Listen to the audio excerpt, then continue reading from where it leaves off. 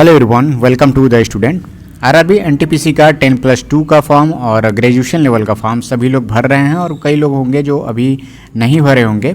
तो वो लोग मेडिकल को लेकर के जो भी उनके मन में डाउट रह रहा है, क्योंकि मैंने मेडिकल से रिलेटेड पहले वीडियो बनाया हुआ है और जो लोग नहीं देखें वो डिटेल वीडियो आप प्लेलिस्ट में जाएंगे तो वहाँ से आप देख सकते हैं। तो उसमें मैंने हर एक चीज़ बताया है कि कैसे मेडिकल की जांच होती है और सारा चीज़ एकदम डिटेल में है। लेकिन यहाँ पे मैं कुछ डाउट्स लेकर के यहाँ पे आया हूँ कि कॉमन डाउट जो लोगों के क्या हैं, कि जो इंस्टाग्राम पे मुझे मैसेज कर रहे हैं या फिर पहले का वो वीडियो देख रहे हैं, तो उसमें कमेंट सेक्शन में कई लोग इस तरह की चीज़ें पूछ रहे हैं और उस समय भी पूछते थे।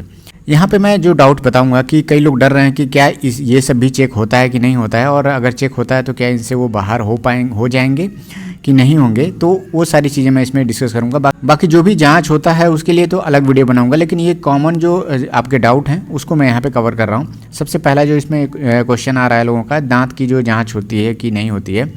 और दूसरा यहाँ पे क्वेश्चन है कि सिगरेट पीते हैं तो क्या होगा। और तीसरा, शरीर पे अगर मान लीजिए कोई हड्डी टूटी हुई है, शरीर की कोई भी हड्डी टूटी हुई है और अभी सही हो गया है तो उसकी जांच होती है कि नहीं होती है। चौथा नंबर है ओवरवेट अगर हैं तो क्या होगा। फिफ्थ पॉइंट है कि हाइट को लेकर के कई लोगों के मन में सवाल है।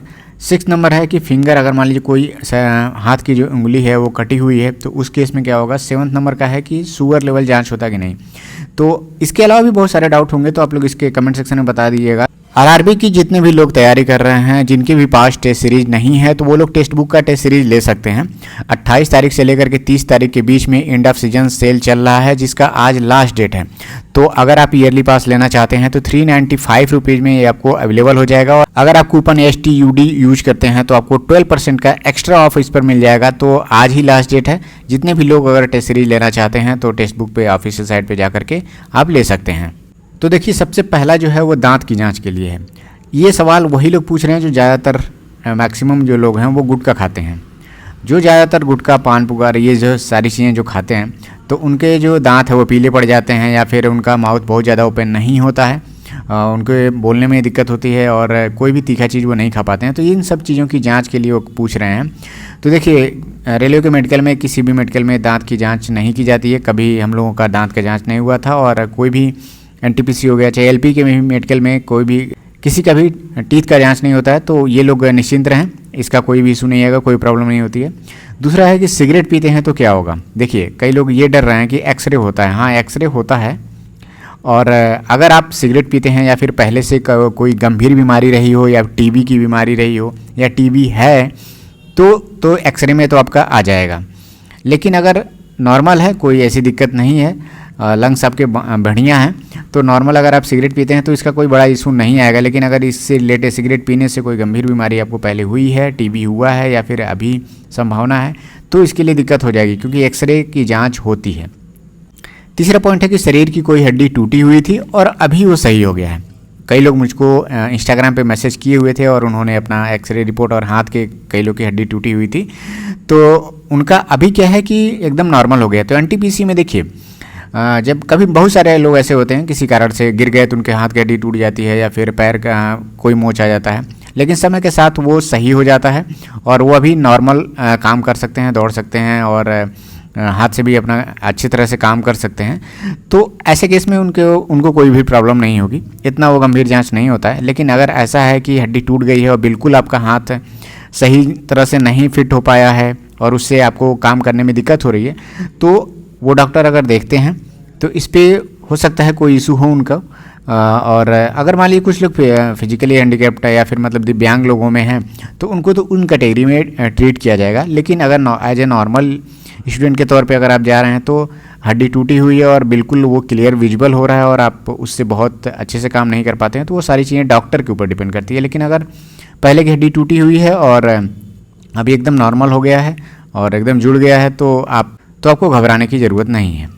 फोर्थ नंबर का पॉइंट है ओवरवेट। तो देखिए, वेट का मेजरमेंट तो होता है, लेकिन ऐसा नहीं है कि किसी का वेट ज़्यादा हो तो उन्हें डिस्क्वालीफाई किया जाए, मेडिकल में अनफिट किया जाए, ऐसा नहीं होता है। बहुत सारे लोग थे जब LP के मेडिकल में भी उनका वेट ज़्यादा था, तो ऐसे केस में किसी को भी डिस्क्वालीफाई नहीं किया जाता है। तो वेट का कोई इशू नहीं है। हाँ, वेट के साथ कोई ऐसी बीमारी ना हो, जैसे मान लीजिए शुगर लेवल का, तो शुगर अगर किसी को है या फिर कोई पेन है, उठने बैठने में दिक्कत हो रही है, अगर वो चेक करते हैं, अगर वो पकड़ लेते हैं तो आपको दिक्कत हो सकती है। बाकी वेट का कोई भी इशू नहीं है।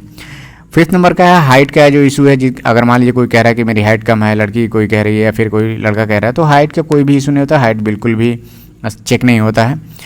6 नंबर है फिंगर कटा हुआ, ये बहुत इंपॉर्टेंट है।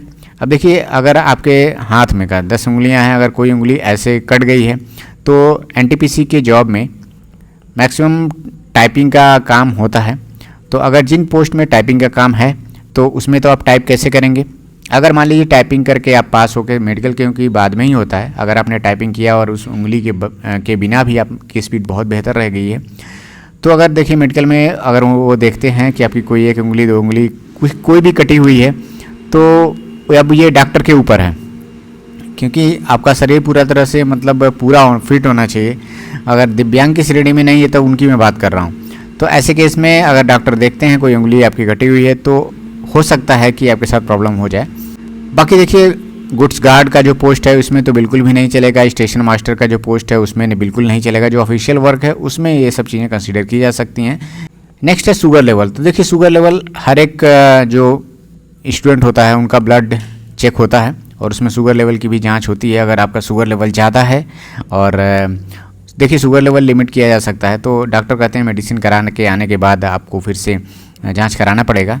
तो ये शुगर लेवल जिनका ज़्यादा है उनको कंट्रोल अभी से करने की ज़रूरत है, या फिर जिनका थोड़ा बहुत भी है तो अभी कंट्रोल करके रखिए, क्योंकि अगर शुगर लेवल आता है तो आपको प्रॉब्लम हो जाएगी। ब्लड का जो जांच होता है उसमें खाने से पहले और खाने के बाद दोनों ब्लड का जांच होता है।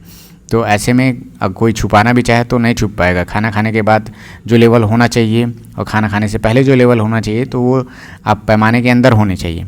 तो ये सब सारी चीज़ें थी एनटीपीसी को लेकर के जो मेडिकल का जो डाउट था लोगों के मन में। तो 6-7 पॉइंट तो मैंने यहाँ पे कवर कर दिया है। इसके अलावा अगर किसी के मन में कोई और सवाल होगा तो आप कमेंट सेक्शन में ज़रूर उसको कमेंट करिएगा, मैं उसको वहाँ पे ज़रूर रिप्लाई करूँगा किसी का भी जो भी डाउट होगा। और जो लोग चैनल पे नए हैं चैनल पे बने रहिए। मिलते हैं नेक्स्ट वीडियो में। Thank you, all the best.